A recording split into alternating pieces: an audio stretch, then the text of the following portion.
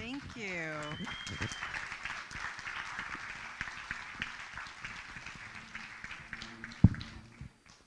Okay. Before we have Enid Lee come up, I want to read a few words to you. I wanted to give her a proper introduction, but leading into it, I wanted to set the stage for her. And the best way for me to set a stage is to write the words down, or else I just go all over the place willy-nilly. So, here we go.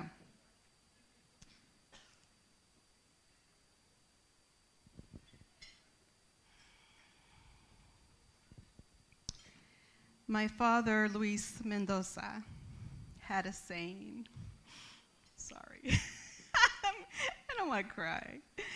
Con el hablar, todo se entiende, which means with dialogue, everything is understood. Luis immigrated from Guanajuato, Mexico to the U.S. as a legal resident in 1963 through one of the last U.S.-Mexican immigration initiatives called the Bracero Program. I stand here today in the fullness of my agency as the first female in the history of my family to graduate from primary school, high school, university, and finally law school. Thank you.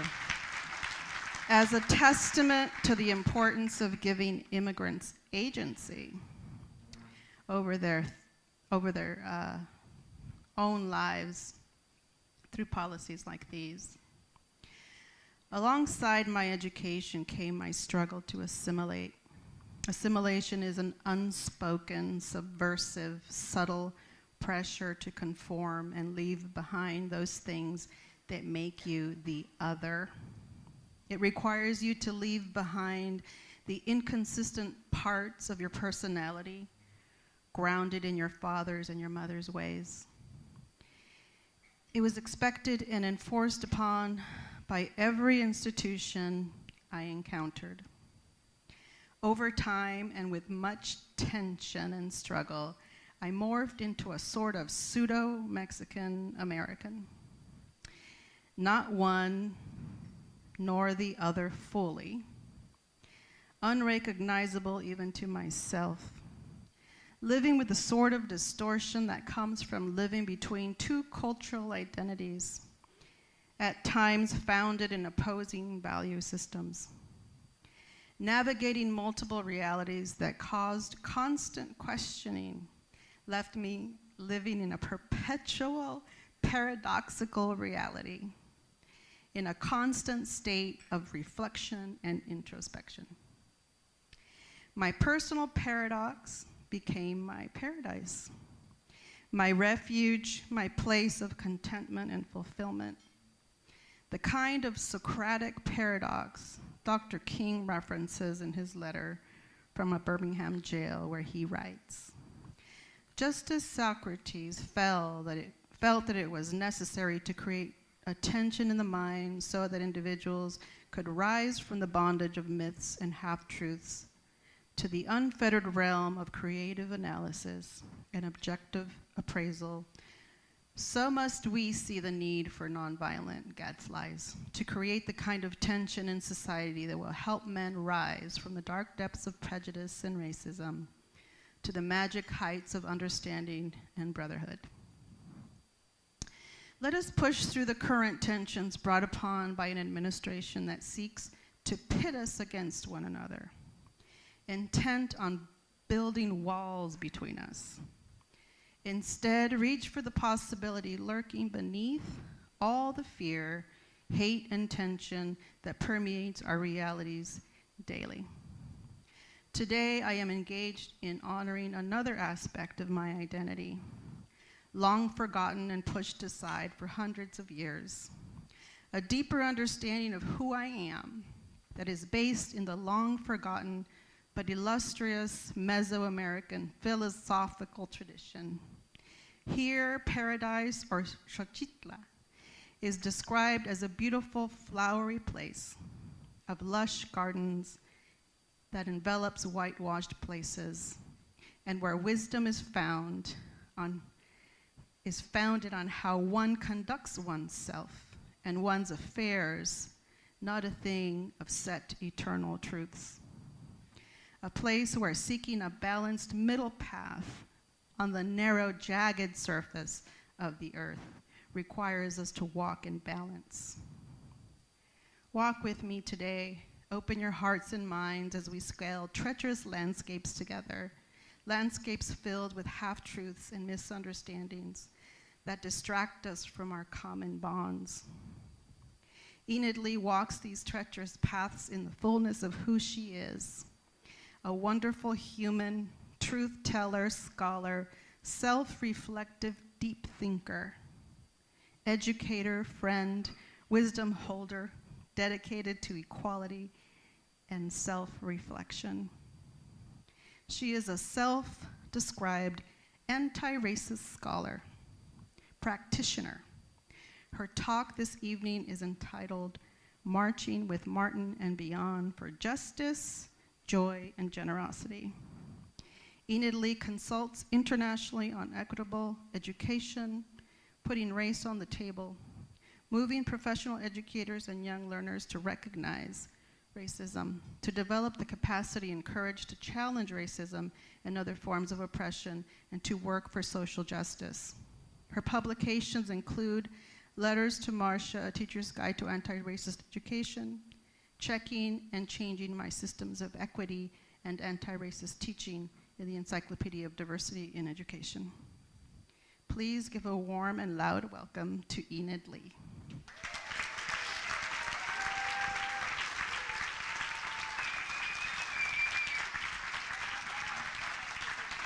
Thank you. Thank you.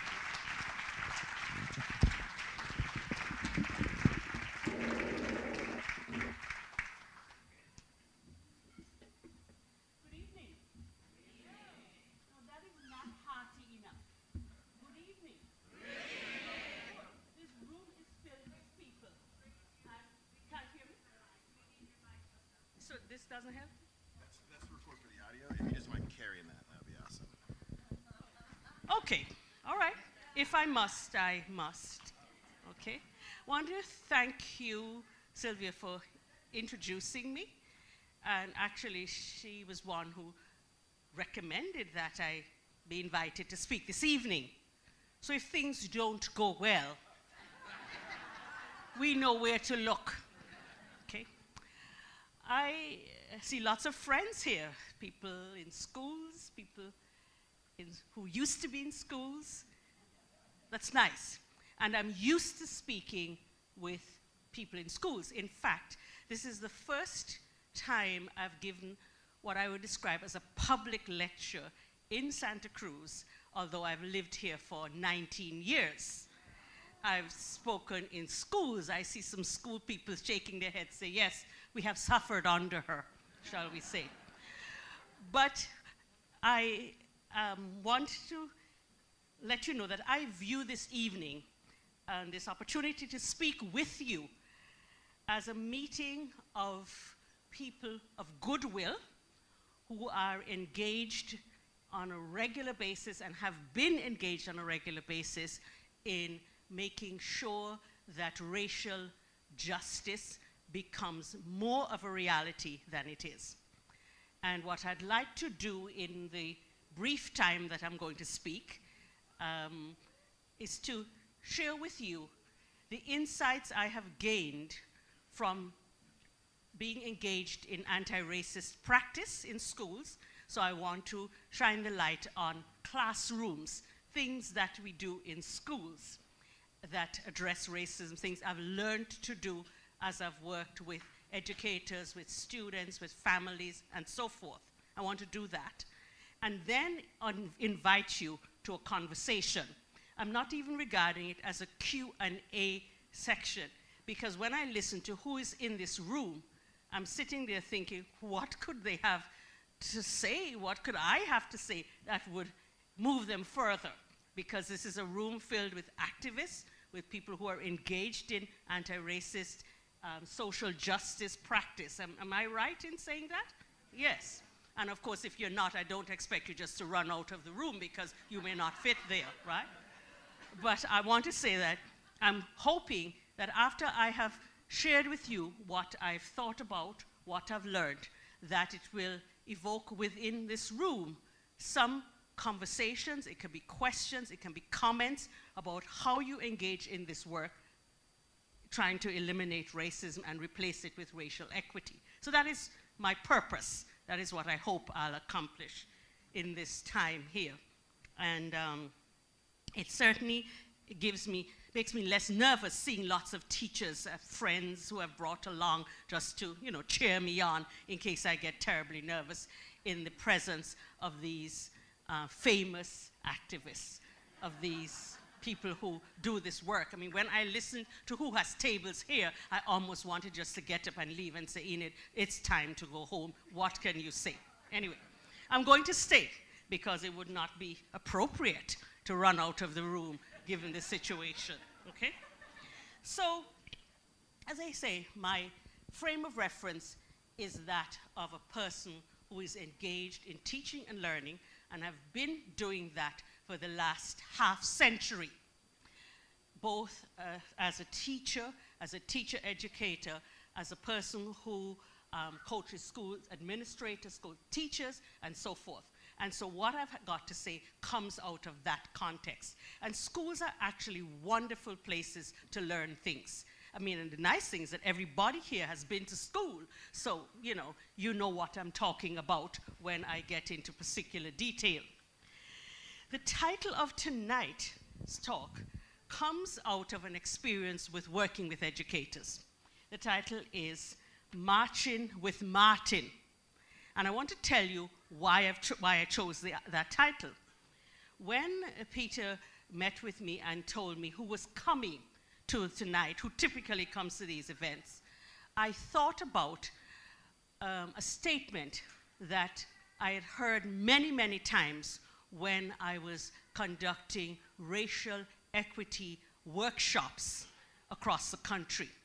I did that for 12 years, bringing together people who I met in schools on one side of the country and this country and also Canada.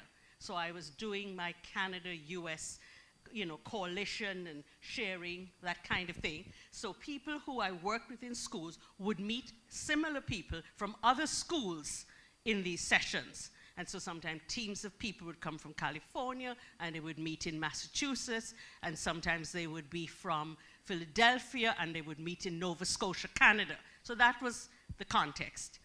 And very often, always in these sessions, I had a piece called race-based affinity groups. And I want to just tell you what they are and why I have them, because it's directly connected to this title. So after we do our work in groups, looking at roles and so forth, we would break into race-based affinity groups that people would select themselves. So I would say, go and meet with some people who you feel a racial affinity for. That was the general direction. And in those groups, you would discuss what it meant to do the work you do as a teacher, as an administrator, as a community person, as a psychologist, from your racial context. So that's why we did it. We didn't just get in these groups and study our navels. No, we actually had an applied focus to the work. And one of the things that typically happened when I asked people to go into race-based affinity groups, some people, and usually they were members of white people, who would come to me and said, Enid, I have marched with Martin, and I do not feel that I need to go to the affinity group. Right? That is, got it? I have marched with Martin, and I do not need to go to the affinity group. Let me ask you, has anyone, who has marched with Martin in this room? Could you show your hands? Martin or any, could you stand up if you don't mind?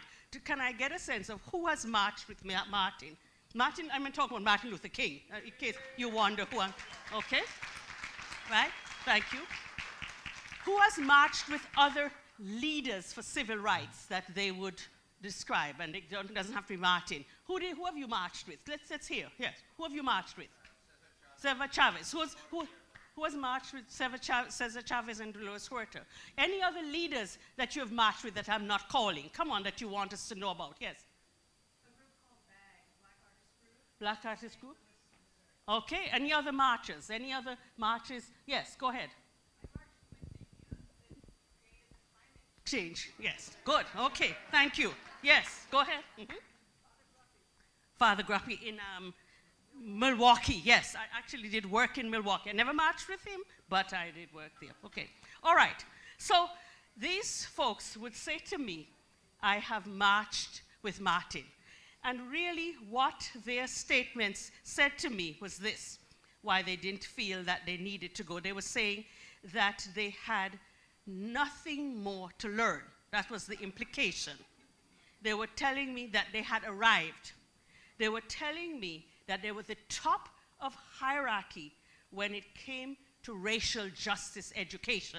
That was the intent of their statement, okay? So it happened more than once.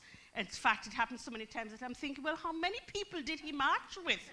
The poor, because every year we had marchers with Martin. And so when I was asked to do this, I thought, you know, I think there's some Martin marchers in this gathering. And I want to tell you what I did when people said that to me, because I think it may have some relevance for our continued work. Notice I say Martin, marching with Martin, beyond. So whenever I would ask people to go to these race-based affinity groups, and the thing is, we would go, we'd discuss the question, and we'd come back together as a whole group and share our learning. So it wasn't just breaking off and staying. So I said, anyone who doesn't want to go to the affinity group, they should speak with me. I'll be happy to talk with you about whatever it is. That caused some people to say, you know what, I'm just going to go to the group. I can't deal with that windbag anymore, right? But the people who stayed and talked with me taught me a lot. And so when they said they marched with Martin and I knew what it meant, I would say to them, that is the reason why you ought to go to the affinity group, because you have something to teach. And it is also an opportunity for you to learn from people who have marched with other people and so forth. There were sometimes people who were not white or who hadn't marched with Martin with that kind of perspective. They would say the groups are not well organized. And I would say that is why you should go and organize them well, okay? And more often than not, people went. And so the reason why I wanted to talk with you about, because so many have marched, so many have been at the top of the hierarchy, is that there's always work to do. One of the things I found is simply by talking with people and listening to what they had to say, even though they were trying not to do what I asked them to do, I learned something in every exchange. I also demonstrated, I think, in the interaction, that if we are prepared to hear what people have to say about their learning and help them to see the possibilities in it, it is likely that we can get them to go further with it. Because notice, in every response, I acknowledged what they were saying about themselves. I also saw the value and the wealth in what they had done and to help them to see it. And I just want to say that because we have a tremendous amount of work to do around social justice in this country. And one of the things I want us to reflect on are ways in which we can do it so we are more inclusive in terms of people of goodwill and who want to do it and how to get us moving further. So that is why I thought I would spend a little time talking about marching with Martin and going into race-based affinity groups. And just in case you wonder, in fact, well, how did these work out? In fact, what it allowed is that each group had a chance to breathe. Each group had a chance to be themselves. Each group had a chance to share things that they would not have shared otherwise. And a part of what happened, mostly with the folks who were white, the idea of not being in the group, managing what was happening, checking, monitoring, was very hard. because they were not used to not being able to go wherever they wanted to go. Does that feel at all familiar in terms of your knowledge, right? So one of the things they learned was that there is a time when people of color needed to have their own times to talk, and that they could have conversations that were particularly relevant across the diversities within their own community. And I remember sometimes when we would have our gatherings, we would meet in the same room, and people would look over at another group and say, wow, look at how the black group is laughing. Look at how they seem so free. Look at how they're acting. And it surprised them, right?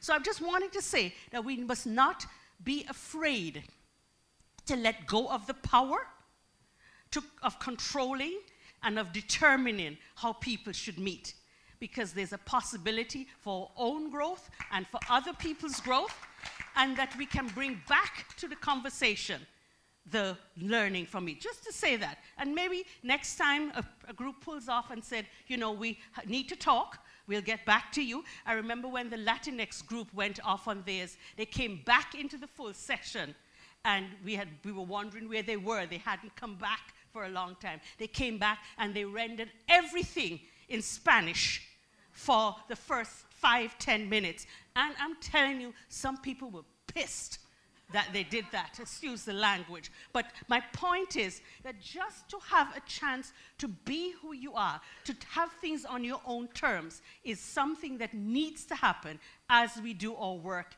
in marching, in justice, and so forth. As we try to make these community groups more complex, as we try to make these groups that have a gathering here tonight more diverse, more, full, more reflective of the human condition and the human family, we need to figure out how we make spaces so that people can bring who they are, how they speak, what they have to say, and have a chance to say them without being muted or interrupted, because in fact, that experience is going to make all of us wiser. So just to say, Marching with Martin taught me that with those individuals.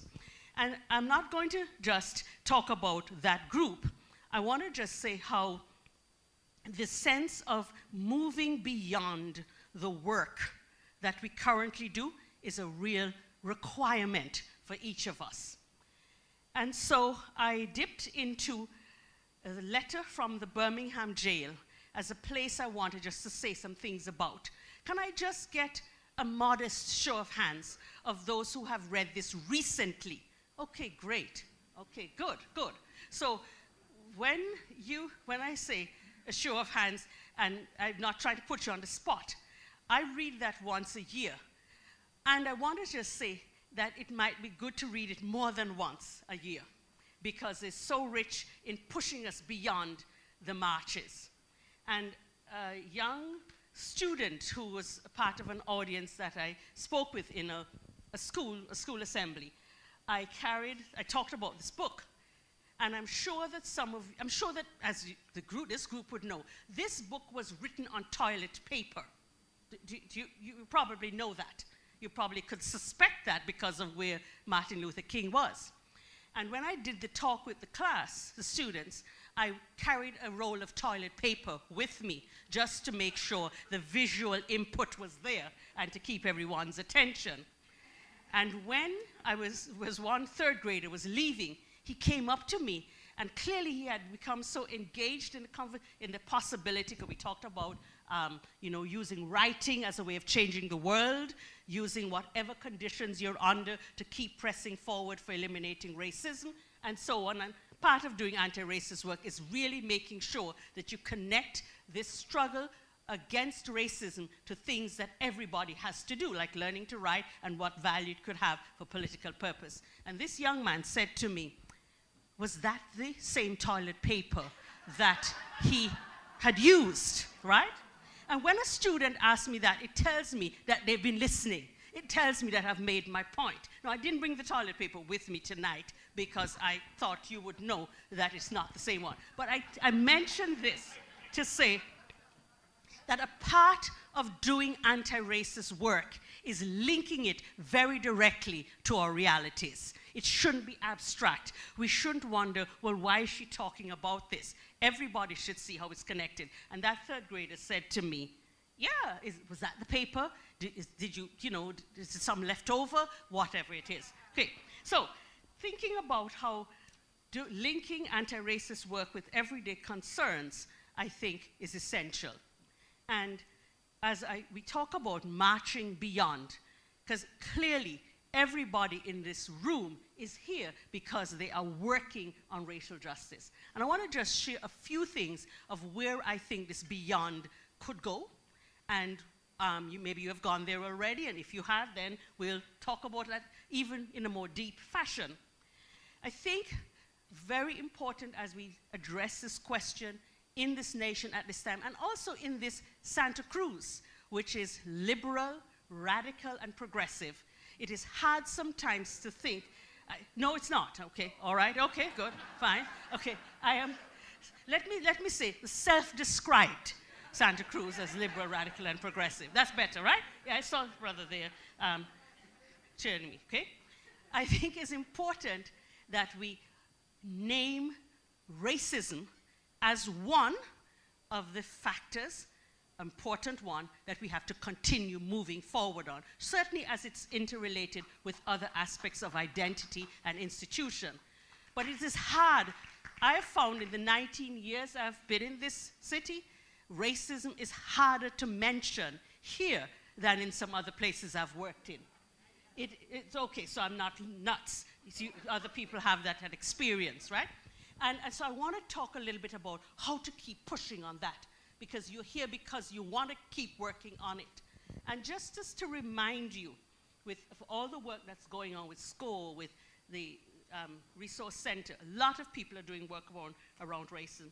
I just want to keep reminding us of this systemic nature of racism. So many times we slip into the language that racism is an episode, it's a thing that happens, a one-off thing. And I want to remind us that it's not a one-off thing. The reason why I describe myself as doing anti-racist work is it's because racism is really the norm, and anti-racism is the exception. And we want to make it so. And this can be very hard for living in a place like this. But because of the systemic nature of what we're dealing with, that's why I say it. In fact, when I wrote my first book on, it is called Letters to Marsha, A Teacher's Guide to Anti-Racist Education. It was 35 years ago, and I was living in Canada. And there were people who said, but why are you having a title that says anti? It seems negative. And I would simply stop and say to them, well, let's talk about what's the opposite to anti-racist. What's racist, right?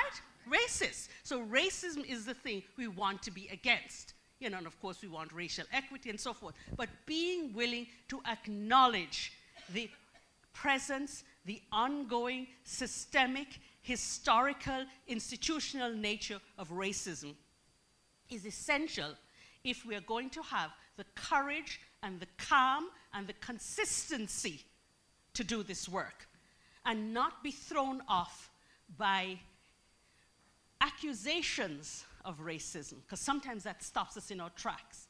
And I just want to tell you how I deal with it, how I've dealt with it in education, and encourage teachers to do it. So given that it is structural, given that it has to do with power, given that white supremacy is a default position, that you go to it even when you don't intend to, but because the very nature of our construction as a country and so forth, that is a given, right? Now, how do we work from there? How do we not take umbrage at? How do we not be irresponsible even in how we use the word? But if you have in mind that it's systemic, historical, a reasonable and helpful response to the challenge of racism, when someone says, you're racist, or that's racist, here is what I recommend, and I'll tell you why I recommend it. Ask the person to tell you why they say that. Tell me about it. Believe me, the difference in the response, the difference in where that conversation can go is major, right? And sometimes we ask the word why, and we ask it meaning more why the hell, right? Even though you are just using the word why. But you know what I mean. The intonation suggests that I'm not just asking you what's the reason for, right? I'm asking you why the hell are you saying that? Okay, and I'm talking about the first why. Why? Tell me about it. And one of the reasons why I recommend that so strongly is that it allows us to get information about the person's reality and the way things are impacting that individual. And a classroom example. I taught black students in Toronto. And I had, of course, established wonderful relationships with my students. And of course, when I would say to them, I'd like you to stay, you know, at recess and we have a conversation, they felt appropriately that they should say to me, Miss, we want to have a conversation with you, so you need to stay and talk with us at recess about something that's bothering us. And here's what they said to me. They said, you are picking on us because you are black. Okay, right? Got that? So really, they were saying I was acting to them in a racist way. You're picking on us because you are black. And of course, I used my own remedy. I began to think, what kind of internalized racism was I exhibiting to these children and so forth? So I said to them, why do you say that? Tell me about it.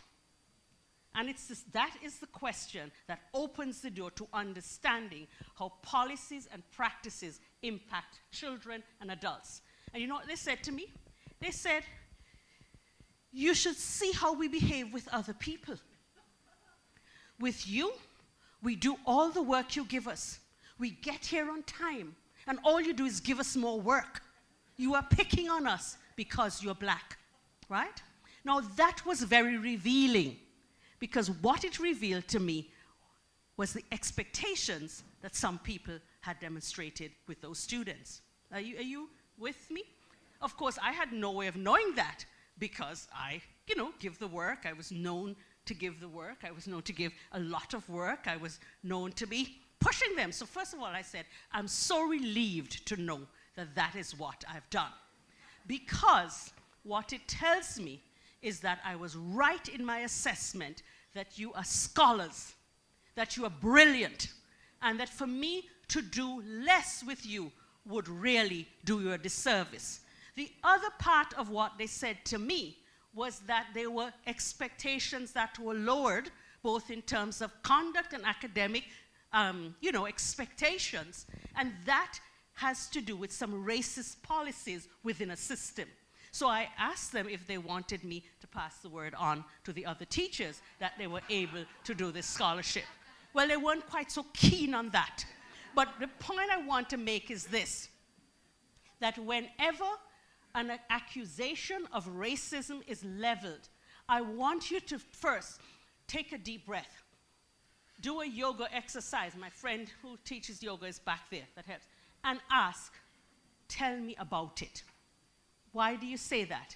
Because if racism is systemic, if racism is in all of the policies and practices of institutions, schools, policing, jobs, media, it is highly possible that you can be engaged in perpetuating that racism without knowing it.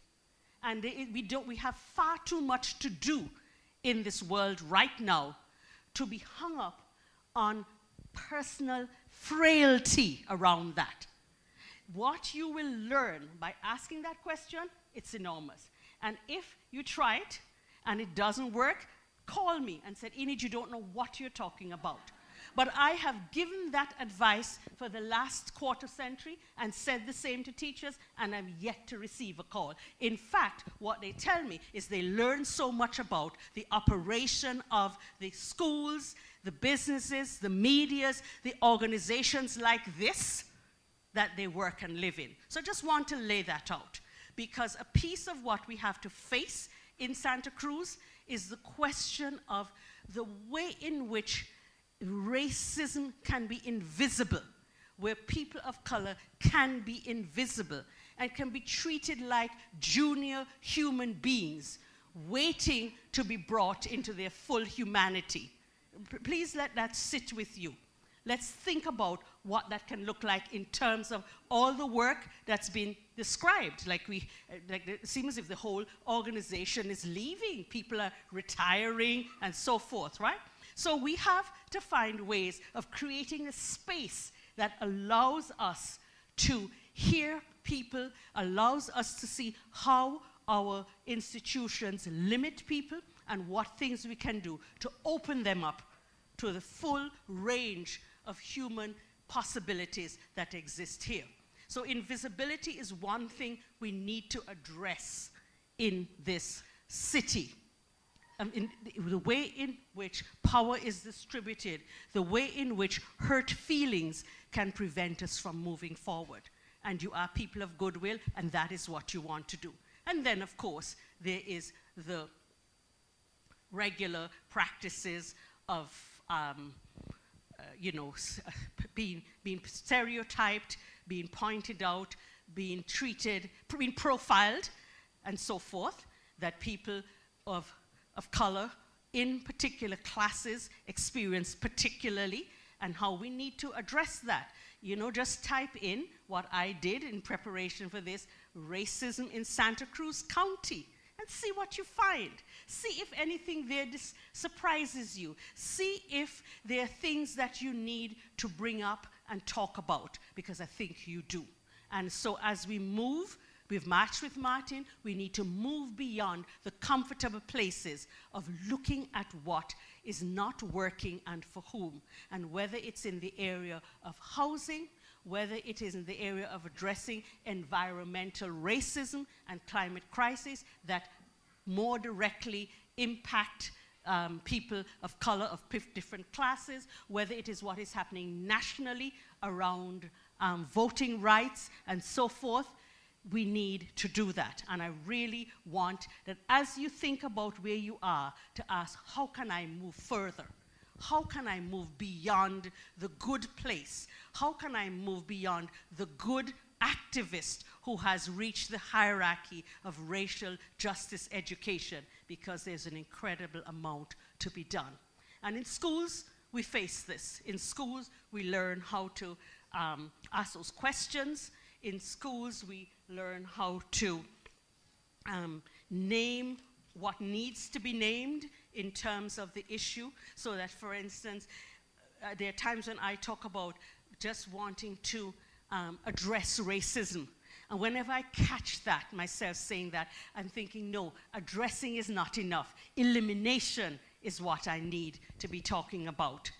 And I also think about when I look at this letter from the Birmingham jail, where really to move beyond is what Dr. King asked us to do, and that is to pay attention to the conditions that give rise to the marches.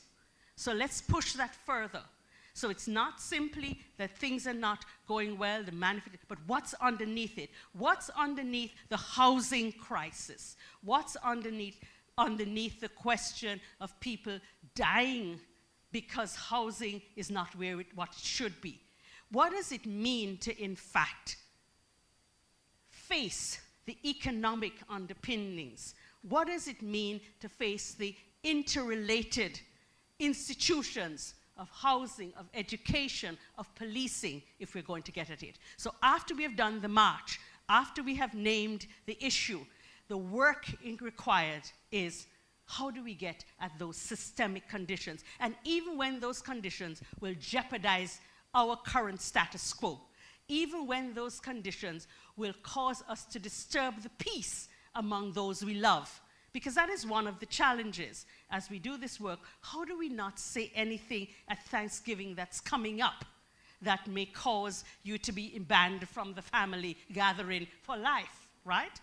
But my point is that silence can sometimes be the most deadly force in addressing racism. The other quick thing, again from letters from the Birmingham jail, is the issue regarding time. We say the time hasn't come for it yet. And one of the things the letter from Birmingham Jail reminds us, that time is relatively neutral. And unless we do something with it, unless we are creative with it, unless we hold onto it right now and face what it means, it can just be time moving by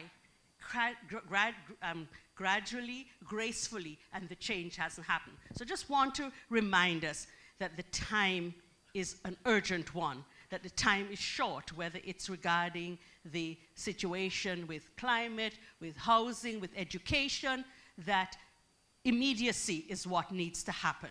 And there are two words that I take with this work always when I do it, and words that have to do with hope and urgency. Those are the two forces that guide my practice. Urgent, because there is no question that the number of matters that are unaddressed are very present. And the fact that situations change, and they change back to what they were, and they change back to worse things than what they were, means that it's urgent. And when we think that, we remember that racism isn't about intent, it's about impact. It's about what actually happens to people because certain policies have been allowed to play out, because certain people like us who are in positions to influence what happens, they take place. And so when we think about the impact of racism, when we think about who dies, who lives, how people live, how people die, how people feel connected, how people feel heard, how people feel seen, how people are compensated or not, how people are included or not, both here and in the country at large, we realize that it's urgent. And I can give you all kinds of statistics. A very, very quick one from schools, because the things I'm going to say about schools are generally positive. But one of the things that we recognize, a pipeline to prison, not pipeline, but preschool to prison. For instance, 250 children across the nation, of course not many of them in Santa Cruz, I'm sure, across the nation, preschoolers are suspended every day. Preschoolers, 250 across the nation.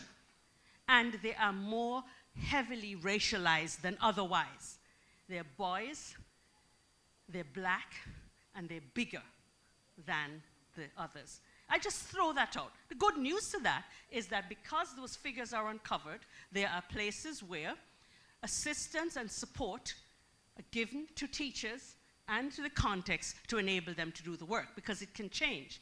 And one of the key things about doing anti-racist work is to say the gap is not in the person, the gap is in the system. So when people fail or don't live up to standards, we need to ask ourselves, how are we doing business that's allowing that to happen? And how can we change it? So that's the good news for that part. So when I say it's urgent, I mean human beings every day are less than, are understanding less, have less opportunity than they would because of the systems that are in place, even in fine places like Santa Cruz.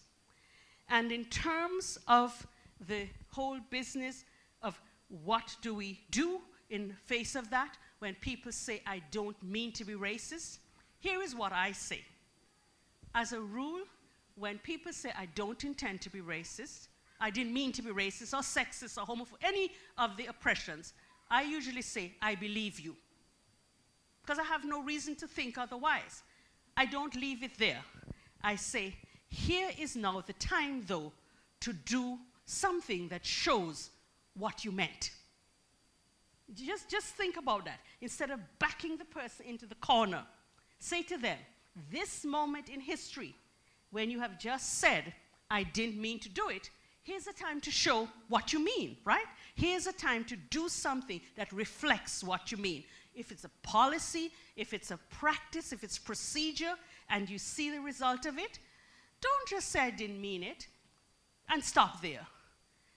Because every moment that we have is an opportunity to create a new history. Think about it. Every time you say I didn't mean it, ask Well, how can I show what I did mean and work to that?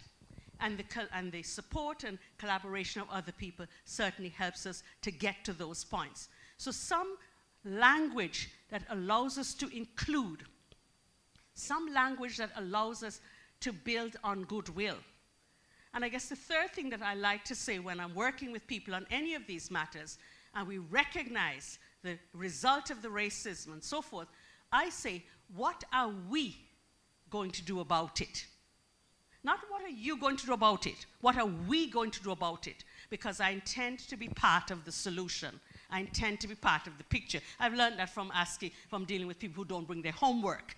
So when they don't bring the homework, I said, well, what are we going to do about it? Doesn't mean that I'm going to do the homework, but it means that they will be given support. And I want to say that we need to approach the matter in this fashion. I also want us to remember that we have to keep our purpose in mind, because sometimes we can lose our case because we have lost our cool. We can lose our case because we have lost our cool.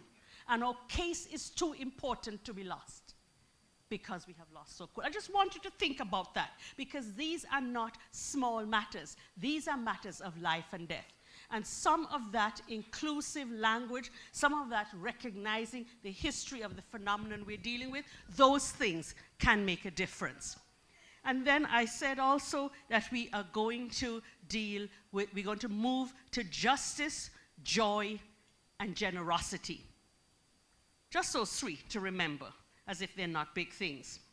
What I want to say about justice is this, which I know that you know. Justice clearly has to do with fairness. Justice has to do with equity. But I want us to think, too, that justice actually has to be thought about in terms of the way in which people are treated. Justice is not an abstract value. Justice exists in relation to how people treat and are treated by each other. An act of injustice is to be condemned, not because the law is broken, but because a person has been hurt. People are hurt when they're denied the opportunity to participate fully, as fully as they might in a society, because they are members of a particular group, social group, racial group, gender group. So sometimes when we talk about justice, we think of it more abstractly. Yes, we know it has to do with rights and the law, but I also want us to think about it in human terms. I also want us to think about it in the way in which people disintegrate right before our eyes because of the way things have been done, because of the way policies are put in place, because those things can urge us forward. And then, in terms of joy, there are many days when it feels like nothing is there to be joyful about. I don't know about you, but I start the day listening to Democracy Now! At 5 o'clock in the morning. And I tell you, there are days when I just want to pull up the covers and go straight back to bed, because you listen to all of the injustice, the oppression that's in the world, you know. Also, though, you can hear resistance. And I actually have a little chart when I'm listening to the news. I have a chart for examples of resistance. And I would urge you to keep one, because that helps you. That helps you recognize that that injustice is not a natural condition, and that people don't just lie there and take it, they fight back. And when you consider how often and how many times people resist oppressions of various kinds, racism, sexism, heterosexism, all those, classism and so forth, it encourages you to find the strength to do the same. Remember, resistance to racism is going to be met by responses, laws that are intended to chill you. So in order to bear the chill, you have to cloak yourself in a shawl of courage. And sometimes you get the courage by simply looking at what other people are doing who have far more to lose than you have. This is in many ways a privileged group, you know, on a whole, by and large, more or less, give or take, with some exceptions, right? But I just want to encourage you And I want to encourage you, because that is what I do when I look at what some people are taking on in all kinds of contexts, to speak up, to speak the truth, to get at the truth behind information, because that's one of the differences. There's information and there's truth, and it takes a lot of work to do it. But when we are able to do that, it makes us possible to go forward. And that is where the joy comes. And the joy doesn't come necessarily because of laughter, but because we have a quiet satisfaction that we are working towards that good result. And we know that it can be undone, but we are prepared for it. One of the things that guides me is every day is expect racism, do not accept racism. It's like a package that comes to the house. You know, when they bring the mail, you know what's in there, but you're going to work against it. And why do I expect it? Because it's systemic, because it's historic. And it's not because people are necessarily unkind or bad. It is that the overall system in terms of the economic structure and everything else feeds into that. But when you have that sense of what you're dealing with, and you see these elements of resistance, it can give you a quiet joy. So that's what I want us to work to. And the generosity piece is this. The word generosity actually was connected with people of high birth, of high status, noble status. That's in the 17th century. That's what the word was associated, people of high status. Of course, we know that that doesn't mean that people who are of high status have high morals or kindly disposed or are necessarily attributes of admirable. We know that. We have enough evidence to make sure that we understood that that is not what necessarily happens. The word now means attributes that are yours, that are large, that are not petty, that are wide in terms of being able to see beyond the very limited. And I want to just share an example from a kindergarten class 20 years ago. You probably remember there were refugees from Kosovo 20 years ago. I was visiting a kindergarten class in this general area. I don't specifically name schools, but in this general area, shall we say, it was in the state of California. And the children had heard about refugees fleeing regarding Kosovo as community circle. And in those days, it was possible for kindergarten students to have time to do free play, where nobody directed what they did. You could go and make whatever you wanted to make. I'm not sure if that time still exists, but it definitely used to exist 20 years ago. And when I visited the classroom, I saw these objects that the children had made from plasticine. Putty, that. I mean, it's a long time we have played with it ourselves, but you know what I'm talking about. So the teacher said to the students, and of course, when children in kindergarten make objects, it is not always evident to the adult eye what they are, right? So she asked, what are these things? And you know what the children said?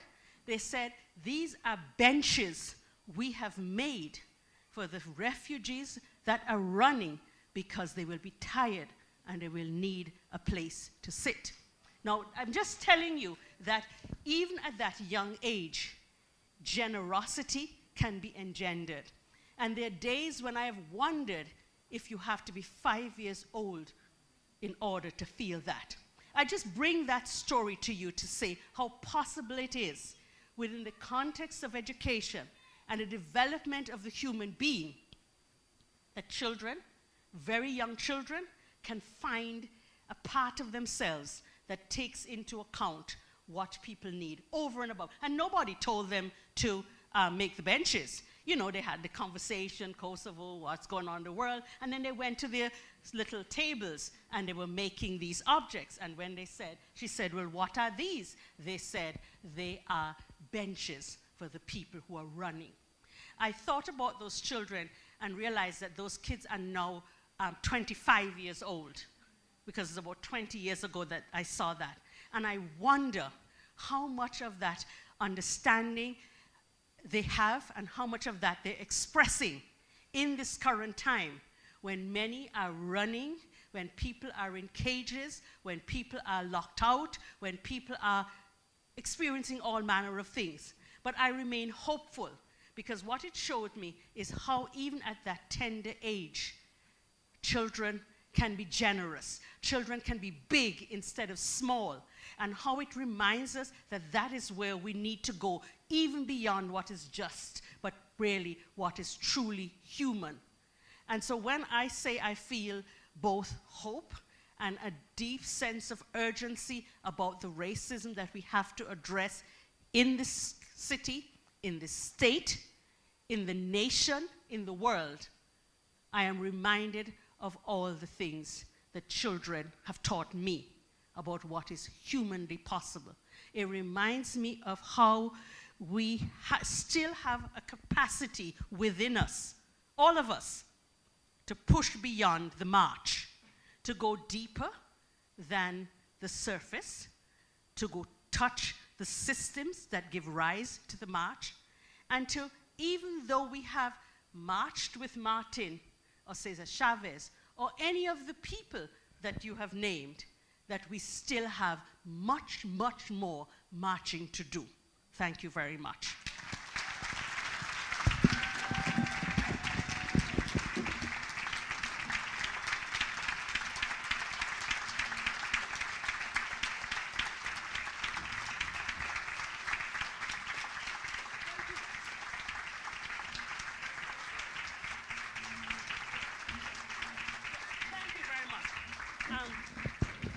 That was only part one.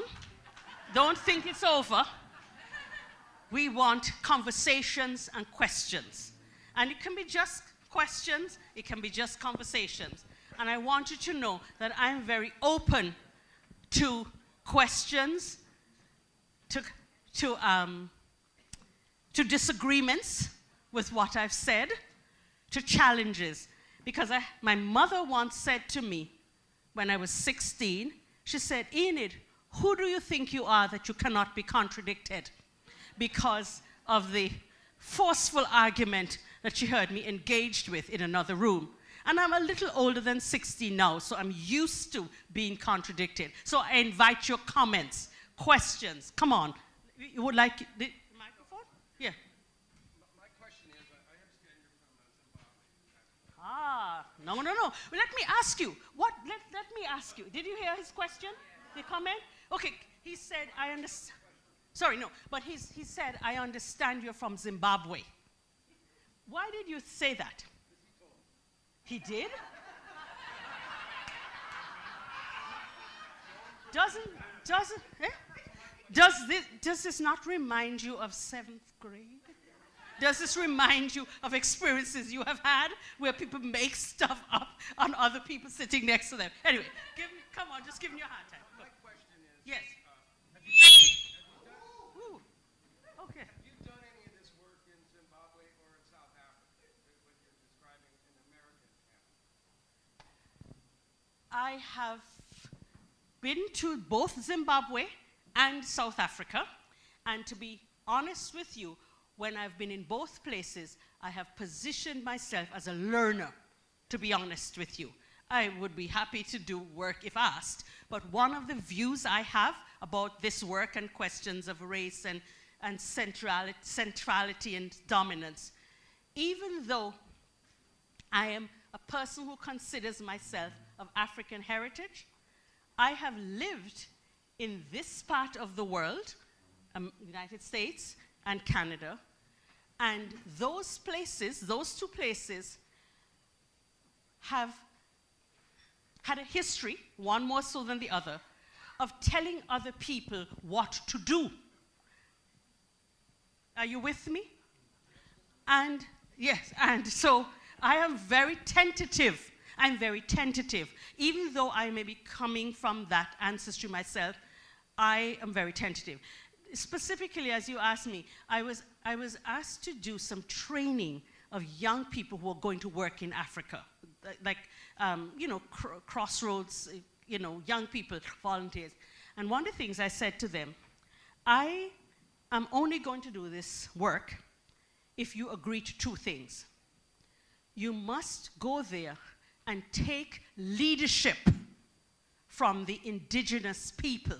And by indigenous, I mean people who are born and bred there, people who have done the work, people who have led the way. That's one. That's the first thing. And the second one is you must quickly make arrangements to finish what you're doing and get out of the way. So that was the position.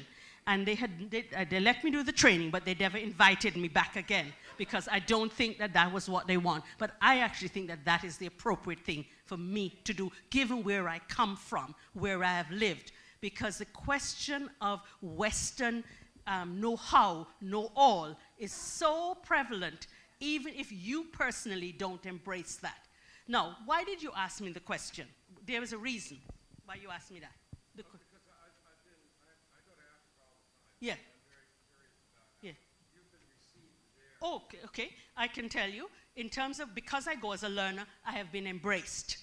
In fact, it's been great. I was in South Africa just this time last year with 17 other women, half of them from South Africa and Zimbabwe, and the other half from the Caribbean, where I'm from originally.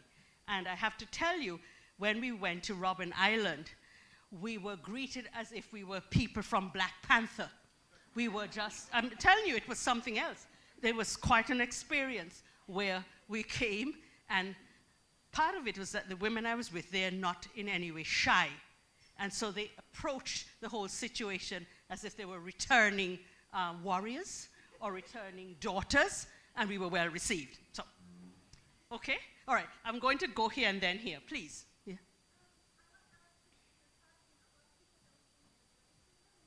Yes. Yes.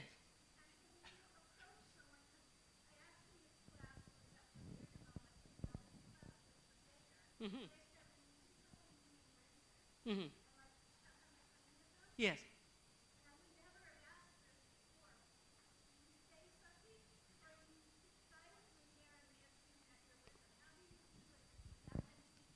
Okay, all right, and that's did people hear the question? How do you address racism without the person getting defensive? Now, that's the most important part of the question, because I don't know how you might control their defensiveness, right? So actually, when you embark on the conversation, don't have that as the end in mind, that they're not going to get defensive. In fact, one of the things that I always used to say when I worked in a school district in Canada, and I was hauled in before the superintendent for upsetting the teachers about talking about racism, and he would say, the teachers are upset, and I said, that's excellent. That's a wonderful sign that we are not wasting our time. You know, and of course that would kind of throw him off because he would expect me to come and me be defensive. But basically, joking aside, the point is, if somebody is ruffled about it, it means they're beginning to think. That's what it means. That's what it means, yes. And so when I do workshops, I say to people, you are very likely going to feel some discomfort. You know, a bit like when you go to the dentist, that they let, you know, I mean, it's not a picnic. We're not having, you know, bonbons and sugar and cream. This is work that can upset you. And if you are feeling upset, it's a good sign, because what it means is you're beginning to think. What it means is you open your mind. No, I don't get them so upset that they can't think, but I do feel that that is in peace. So, in terms of somebody sitting on the plane, right? And given where you are,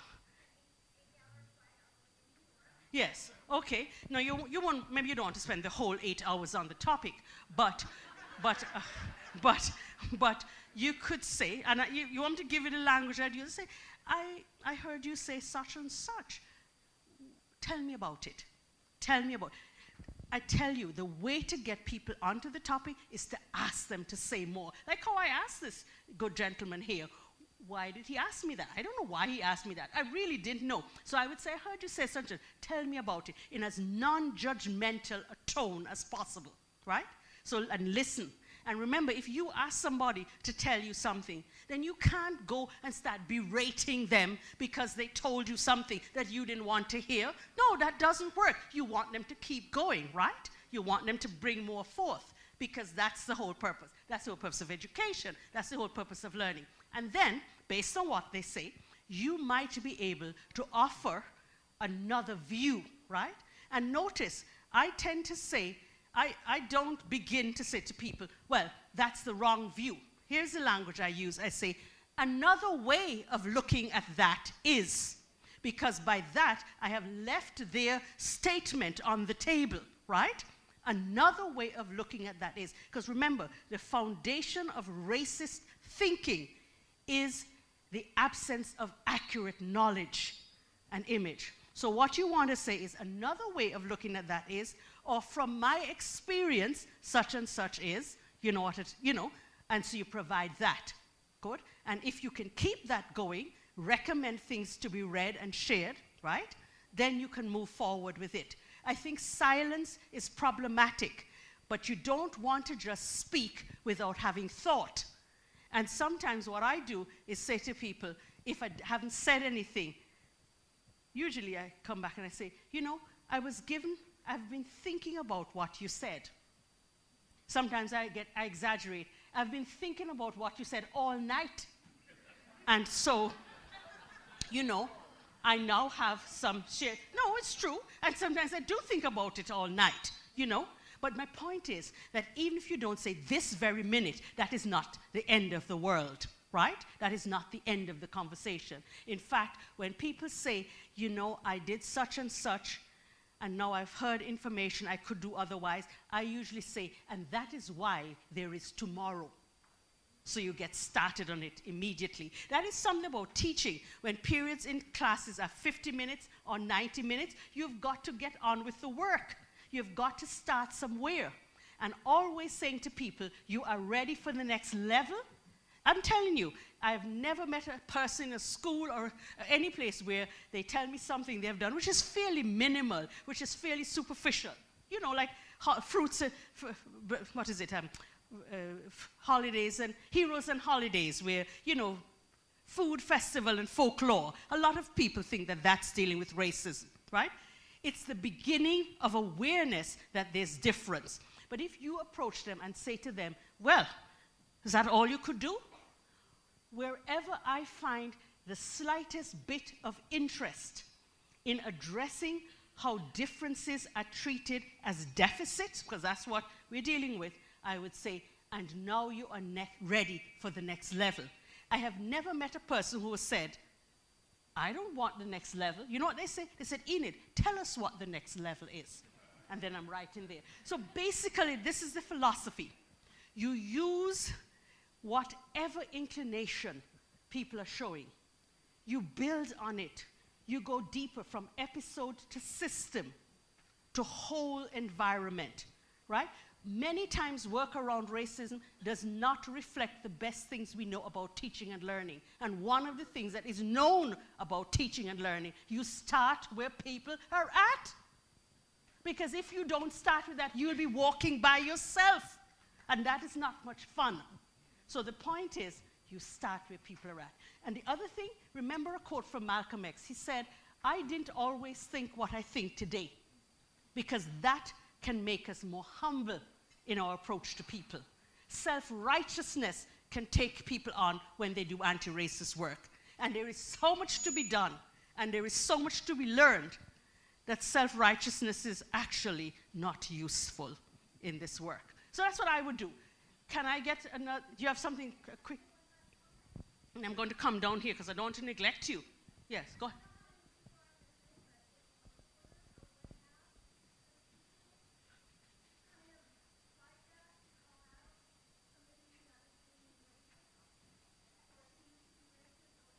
Mm-hmm. If they did what, if they called them out? Yes, that's better. That's better. Notice, yeah, see, because her question, yeah. So the thing is, do you call them out? And I actually don't like the term to call out. I like the term to connect, right? I like the term that allows you to know that I've heard what you said. I like the approach that allows you to say more about what you've said. And I want to leave the room open for greater conversation. And then, of course, there are times when things have to be stopped dead in their tracks because of the damage they're doing to people right on the spot, you know? But 8 hours in a plane from here to New York, anything could happen. You could be thrown out of the window, you could be locked in the back, but that is, so this is of a different order, right? So this is what I want to say. Let's return to this part of the room. The gentleman at the back, who is this in the black shirt, you look as if you had you look poised to speak. Yes, yes. No, I'm just asking, were you? I always have something to say, but I want to hear other people. Okay, all right. Okay, but you seem to want to get in. Did I read your face right? No. You. All right, I'll throw one out there. Yes, because I saw something happening there, so. So, Africa came out in South Africa, truth and reconciliation. I think in America, especially even in Santa Cruz, Yeah. we're stuck on the truth part. Yeah. We can't even get to the reconciliation part Yeah. because there's not a recognition of the truth of the reality. Yeah. So how do we move up? Yes. So actually, I'm glad you mentioned truth and reconciliation. I actually want to add another word. I want truth, reconciliation, and reparations. I want truth, reconciliation, and reparations. And why do I want that? Because, so, first of all, getting to the truth, getting to find out the views of the silenced, the views of what, you know, people have experienced, whatever the oppression is, you know, and in lived terms, and how that persists today, and recognizing that. But beyond just recognition, the question to be asked, and what are we going to do about it, right? That's where the repairing of the harm needs to be, right? So I would set it up, those 3 parts right from the beginning, you know, because we tend to stop short, and even with the truth piece, there is so much untruth that has to be uncovered that it's a big part of the work. But one of the things that helps the truth to be revealed is as we begin to look at what people talk about repairing, we have a deeper sense of it. So I would say set it up as 3 from the beginning. We're going all 3. So we've got some things on the table. Let's take the next level. That term, we're ready for the next level, has been very useful for me. I'm yet to hear somebody say to me, Enid, I don't want to go to the next level. They always ask me, so what is the next level? No, they may disagree with what it is I'm saying, you know, but that's how I would take it from the beginning. Let's hear from this part of the room. Oops, I keep doing that. Yes, please.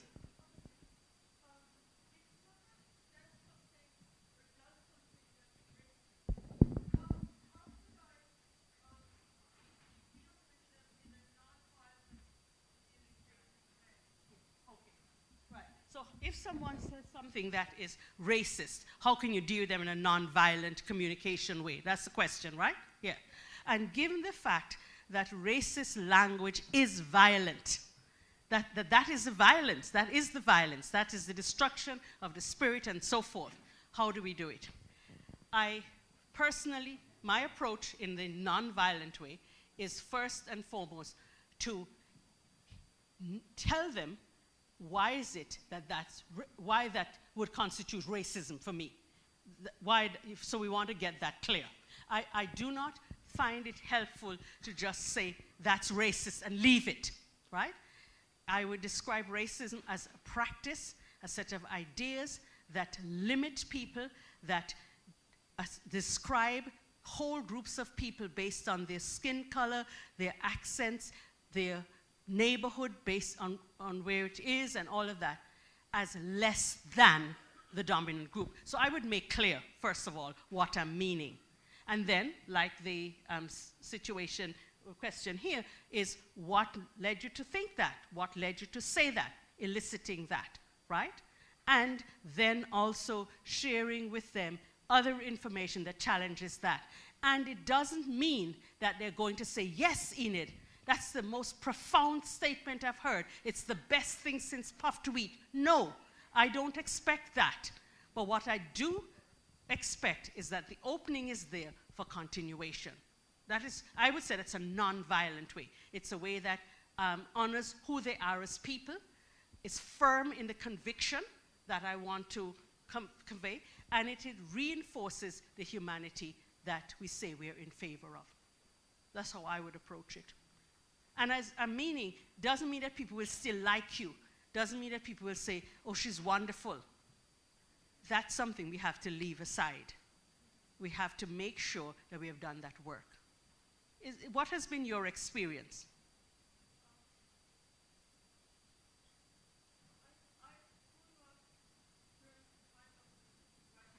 Yes. Mm-hmm.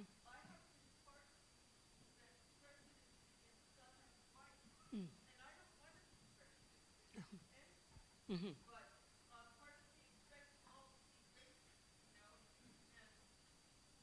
Most of you expect what? I missed that last part.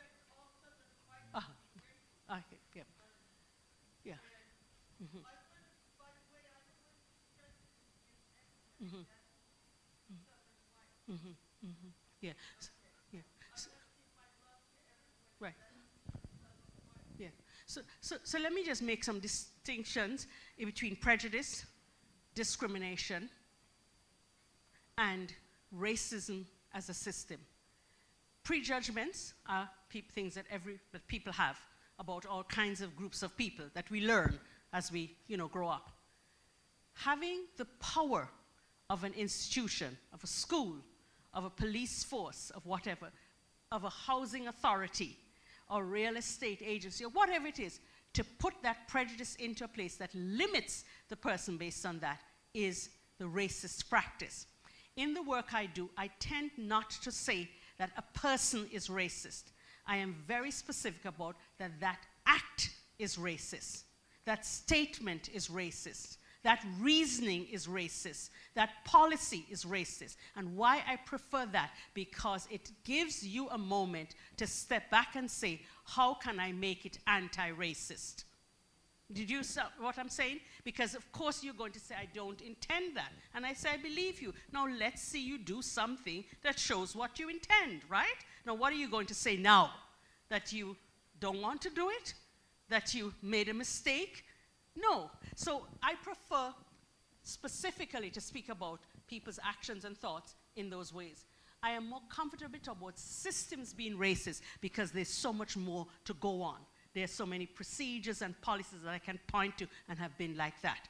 Because what I want is for people to change their conduct so that the opportunities that people have would be different. Yes. Let me go to a couple more people. I see there's a lot here. Here and there. I know Gail, so I'm going to hold off on her. So we've talked. Go back here, the gentleman at the back, yes. This in the gray shirt, yes. And then the next one. You and then you. Go ahead. Yeah. Loud, nice and loud. With force, with volume, with enthusiasm. Come on. Yeah. It seemed like a lot of stuff that you were getting at was moving away from single issue topics. I know your focus is on education. Yeah. But really kind of dealing with racism in society, going to deal with food, going to deal with environmental justice, climate justice, education, housing. And I was curious how that gets integrated into policy. And then the second question, like a more holistic politics in relationship to dealing with racism structurally. And then my second question is when you mentioned reparations, I was really curious about how you perceive the role of Marianne Williamson's candidacy, or moving into the presidential election, and if you have any thoughts on that in terms of both integrative politics, but also in terms of bringing a conversation around racial equity and dealing with reparations on a national spotlight. I'm curious. Okay, so let me quickly respond to the first part about dealing only with education. My starting point is education, but not the end point. I think I specifically talked about climate, touched on it, because, housing, I touched on that, and so forth. So the approach I take is this. I start with the place that I'm working in, and I look at the interrelated nature of other institutions on that. So for instance, housing has a lot to do with schools and funding of schools, right? And who can live where. So for me, it's an interrelated approach: housing, transportation, law enforcement, work, and so forth. And I start from where I'm standing. I don't stop this. I just want to say that, because I know everyone talks about intersectionality, and I believe in it. And I want to be sure that when I'm talking about intersectionality, I talk not only about the particular piece that I'm dealing with, which is racism or education, but how other places intersect. You know what, why I do that? Is because a lot of time race falls off the table when we intersectionally talk. It shouldn't, but that is what happens sometimes. I've been in conversations where we're talking about race, and then all of a sudden that's not a part of the picture because in some ways, some other forms of identity seem to be couched in whiteness. Are you hearing what I'm saying? So I like to start on race. I don't want to stop with race. I want to insert gender into it. So it's always race and whatever. So there's that. And the piece about how do I take it nationally, partly because I haven't had much power in the world. I have classrooms as the sites at which you begin. Wherever you're working, if you're a college student, wherever it is, you begin with that organization and demonstrate what it's like to address racism, sexism in that place and share that and make links with other people. Because sometimes the problem becomes so big that you don't do anything. That's my concern. And I want us to be located and to join others. In terms of the national picture of reparations, I would say you extend the connective tissue of if you're working on it here, you have collaboration with people in other states, other people like you, for it to go nationally. Because the change to me starts where you are and spreads to where others are. That's the approach I've taken over the years. How have you found it? Yeah. Yeah. Sometimes it feels like, it seems like there's like, as soon as you dump out one nail Yeah. to fix a problem, Yeah. it ends up like, Yeah. marginalizing another community. Or, there's Yeah. ways in which our fixes end up reproducing Right. some other Right. Yes. place. Yes. That's, nowhere to be seen, nowhere to be found, or Yes. whatever, but it actually has real life implications. Yes. So I try to, live just value according in the now. Yes. But it's hard because, when you're doing that, but if the system structures in a certain way without really dissolving that and stitching it together from a holistic, integrative perspective, Right. it feels like it's a lost cause. Yeah. Well, a couple of things about the stitching it together. It's this, is that together we can stitch it together. If you stitch it together, if you try to stitch it together by just your group, it gets to be harder. And the thing about what you do impacting other people, very important to pay attention to that because racism, sexism are matters of impact. So when we have done whatever we have done and a whole, say, working class, lower socioeconomic people are impacted by what we have done, then we have not completed the task, But what I'm saying is get started and recognize how they're connected.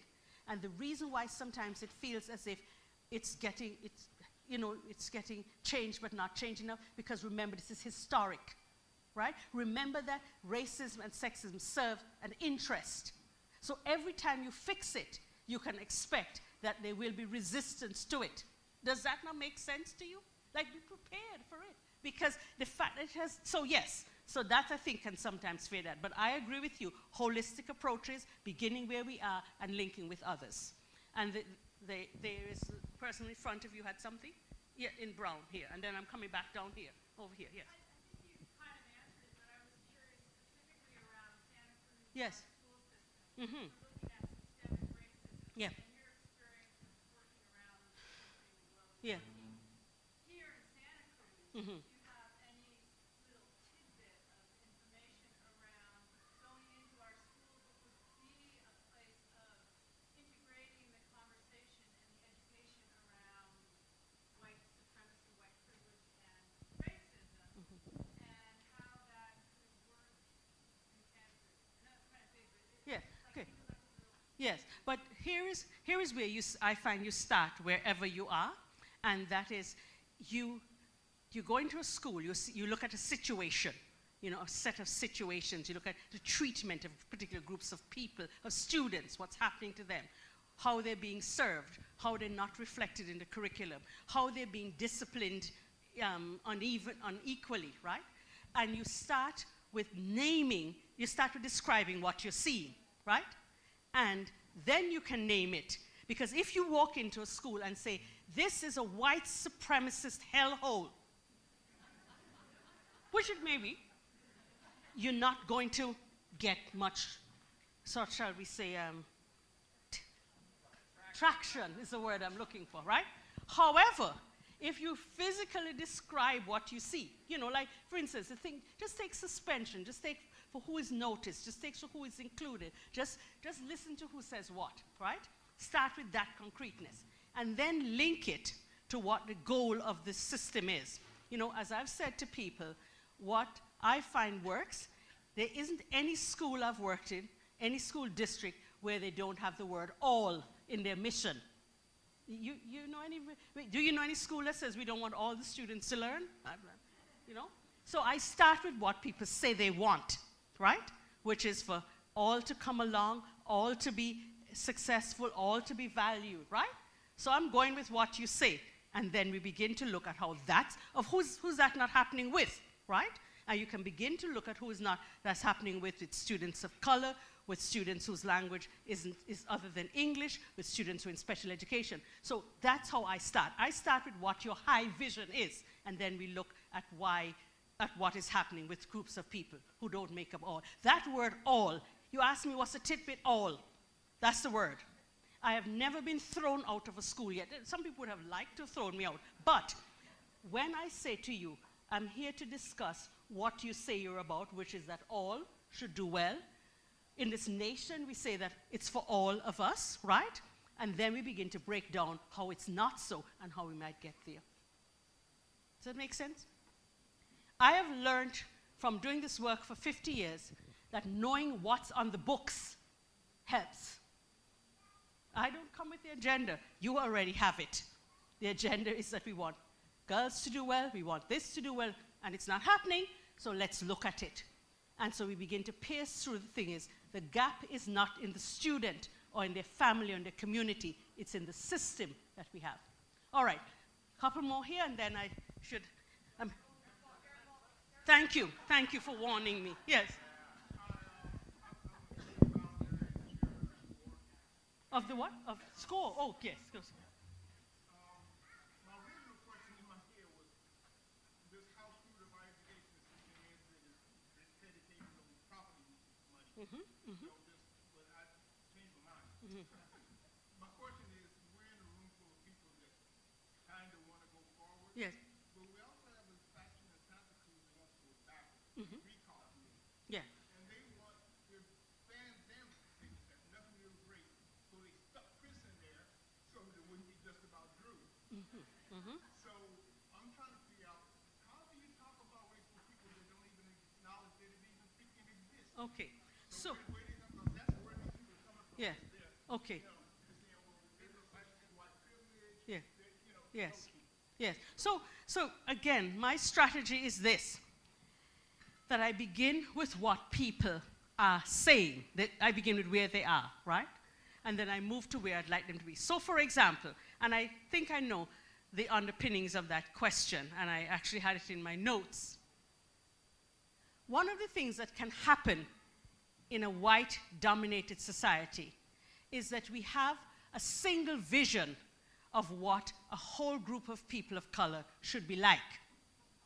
So for instance, people would say, Enid, you are not like the other black people. Or they might say, the other black people are not like you. And usually I say, oh, it's so wonderful they're not. Because my point is, why should they be like me? That one of the things that happens stereotypically and racially is that we have one view of how a group is supposed to be. And that is certainly not what happens with the dominant group. So I would start with that. When they say, you know, he's not like him, I say, well, why should he be? There is a variety. So again, I would start with concretely what they're saying. And then I would move forward to look at, well, how actually does it benefit us when we have a range of experiences from any group in any conversation? And when I usually say to them, I'm glad the rest of the black people are not like me, I begin to name my faults and say, I'm glad they're not like me. I'm glad they don't take on more than they should. And I list all the ways in which those other people are very fine people, different from me, you know? But seriously, that is an issue that we have to learn from in a community like this. And especially when you haven't had a cluster of black people or Latinx people in leadership, we have to expect variety within the groups, as we have of the dominant group. And then let's talk. That's how I would address it, you know? And the thing I want to say is don't expect that because you take that, what I call reasonable approach, that everyone is going to say, yes, yes, yes, I see what you mean. Enid, you're the best thing since puff to eat. No, no, no. That does not necessarily happen. But you know what it does? It leaves the door open for further conversation. Well, I am in the process of trying to organize a free dialogue about the whole thing. Yeah. Yeah. Yeah. So I'm asking them to do it now. So I'm reading the people that want to recall him. Yeah. And I'm reading the people like Austin and stuff to see if we can get a dialogue. Yes, yes, Take some emotion out. yes, And the opponent would do more racism than they think is stupid. yeah. Well, We don't know what they're doing. right, right, yeah. So, okay. So the thing to do is get people's views on the table. The thing to do is leave it open for conversation, and also have a position. Like, for instance, Sylvia was telling me that one of the things is that I seem to be unbiased, and I thought about it. You know, the word bias is important and interesting because nothing is without bias. What needs to happen is you have to declare your bias, and I declare mine. Like, usually we say a thing is biased if we don't agree with the bias. You look at it. You look at any conversation where you're talking about the word bias, people would say something is biased if they don't agree with the bias. And all bias means is leaning. That's what the word bias means, a leaning, right? And so I declare what my leaning is, so you know what I'm up to, you know, and encourage that, encourage that. And when I talk about being open and reasonable, I don't mean being weak. There's a big difference between being firm and being harsh. Firm is you know what I'm saying, you know what I stand for, and I want to know what you're saying, and we're going to struggle with it until we come to a place that is fair and just and reasonable. Maybe I should stop by now. Yeah. And does anyone have any more conversation, any commentary? Okay. Oh, yes, that's right. You moved because you thought that would be a better way to. Yeah, yeah. Oh, no, no, no, no, no, no, I wouldn't do that. No, go ahead. Yeah. Yeah. Yeah.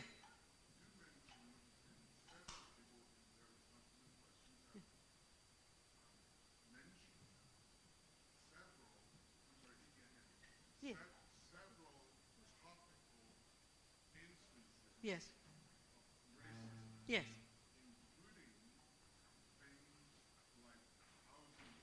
Yes. Mm-hmm. Mm-hmm.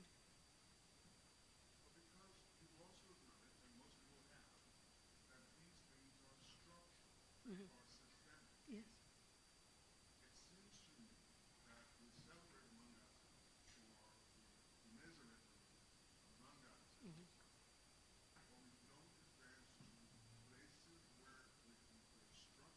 Mm-hmm. Mm-hmm. Mm-hmm. Yeah, yeah. Yes. Uh-huh. Yeah. Mm-hmm. Yes. Mm-hmm.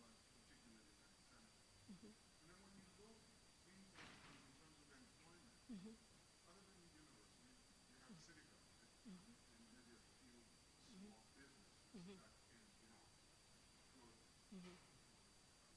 Mm-hmm.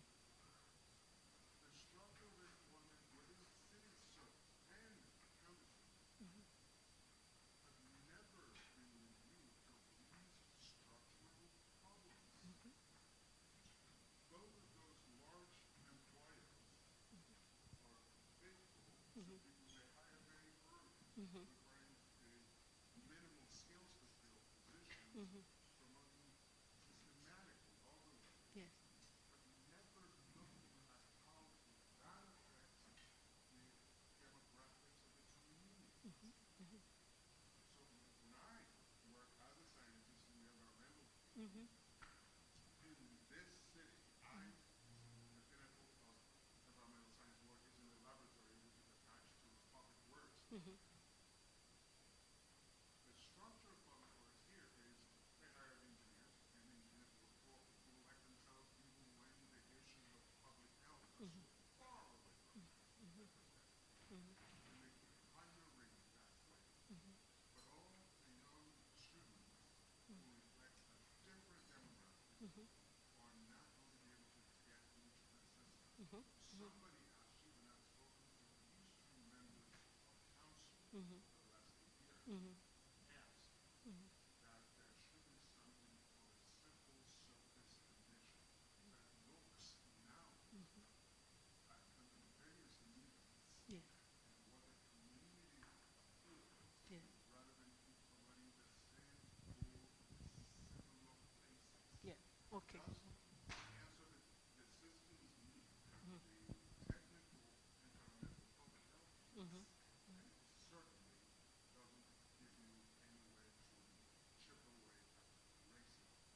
So there needs to be structural work so that you can implement systems, strategies, and tactics that break those things down, rather than just leaving them among themselves and deliberating without. Good. So let me just say very quickly that where I see the step, you said they're not going to hire differently. They will continue in the ways that they have. Okay, they won't look at the way the system is at present. Clearly, you have looked at it, right? So it seems to me that pressure works. Pressure is what is going to make the policymakers make the change, because it's not as if they can't do it. They haven't done it. And so the question is how to build support amongst people in the community who are part of what you're saying to put the pressure there. So it's not that the answer is not known. It's that the implementation has not been taken up, right? And so I would say a first piece is to spread that information, to build coalition with, to have focus groups with, and appear at the appropriate places for the pressure to be done. Because that's, in my experience, is how systems have changed. Not because they have willingly done so, but the pressure has been there. So that's one of the things that I think immediately would begin to make a difference, right? Even just the description you have of it, because people think that it's like that because it's just like that. It's like that because we have made it like that.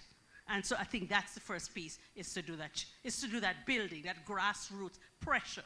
You know what I mean. People change things either because of principle, because of pragmatism, because pressure is there to do it, and that pressure can come from underneath, beside, and above. And so I think that's what we need to do. That's would be my response to it. And to remember, it will be resisted, because the way it is right now serves a particular interest. But once you're prepared for the resistance, we're up and running. All right, let's, I think okay, are we done? I think that means that you're done with me. That's not what okay, all right. Yeah. But thank you for your questions, and I hope that this is not, in this good place called Santa Cruz, in this liberal town, in this progressive town, we've got to march beyond Martin. As Reverend Barber III talks about, because I'm very impressed with his work, about not just celebrating Martin, but carrying on the work. That's really what we are doing. And it always has to be like that. This job of challenging racism, classism, and all the other oppressions is unending work. And whenever movements are made to it, whenever we see some changes, because what happens sometimes is we forget some places that it has actually changed, and we just throw our hands up. But believe me, if a person says, if a school says, it's all taken care of, we've ticked off equity, we've ticked off anti-racism, I know they don't know what they're talking about. This is ongoing work, and it's the work that all of us can do. And even though you have marched with whoever you have marched with, like those people who came to the Institute, there is always more to be done. And your having done that, having done the march, is a particular reason why you need to keep doing it. Because you have learning, you have things to learn from other people, and the fight back is major. In fact, resistance to change, resistance to anti-racism is to be anticipated. In fact, if you're not getting it, you have to wonder, am I doing the work? Thank you very much. Thank